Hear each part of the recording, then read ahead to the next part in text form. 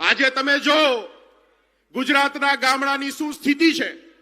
ગુજરાતના ગામડાનો ખેડૂત ખેતી છોડી અને શહેર તરફ શહેરની ફેક્ટરીઓમાં કામ કરવા માટે મજબૂર બન્યો છે। સાહેબ કહે છે કે આત્મનિર્ભર બનો। આ ખેતી જે સૌથી વધારે રોજગાર આપે છે, સૌથી વધારે આત્મનિર્ભરતા આપે છે, એ ખેતીને બરબાદ કરવાનું કામ છેલ્લા 30 વર્ષની અંદર આ બેઠેલી સરકારે કર્યું છે। આપણે 2 જોડી કપડાં ન પહેરી શકીએ, આપણા બાળકોને ભણાવી ન શકીએ, આપણને સરકારી સુવિધાઓ ન મળે, દવાખાનાઓ ન મળે, એનું પૂરું ધ્યાન આ સરકારે રાખ્યું છે। એક જ નીતિ છે, ખેતી, ખેડૂત અને ગામડાઓ તોડો, ગામડાઓ ભાંગો અને શહેર ભેગા લોકોને કરો, જેથી આપણી ખેતીની જે જમીન છે એ સસ્તા ભાવે આ લોકો પડાવી લે અને કંપનીઓને પધરાવી દેવાનું કામ થાય। આજે કડદા પ્રથાની સામે આખા ગુજરાતમાં રોષ છે।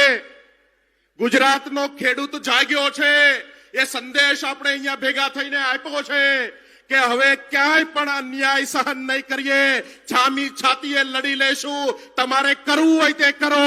ગુજરાતનો ખેડૂત એક છે, કોઈ નાતી જાતિમાં વેચાવાનું નથી।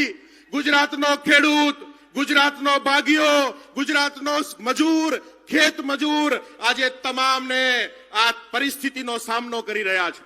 આપણે સૌ જાણીએ છીએ આજે જ્યારે ગુજરાતના લોકો નારાજ છે ત્યારે આ ચહેરા બદલવાની રાજનીતિ કરે છે, મંત્રીમંડળમાં ફેરફારો કરી અને વાહવાહી કરવાનું કામ કરે છે।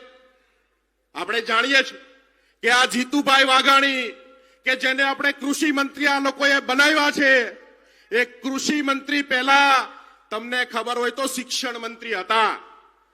એ શિક્ષણ મંત્રી તરીકે એને કેવા કામ કર્યા છે આપણે જાણીએ છીએ। શાળાઓ, સરકારી શાળાઓ બંધ કરી, સરકારી શિક્ષણ ખાડે નાખ્યું અને પ્રાઇવેટ શાળાઓનો રાફડો ફાટ્યો। જો શિક્ષણ મંત્રી તરીકે ફેલ ગયેલા માણસને કૃષિ મંત્રી બનાવ્યો છે, હું તમને પૂછું છું કે આ કૃષિ મંત્રી ભલેવાર કરશે? આ કૃષિ મંત્રી હું ભલેવાર કરવાનો છે?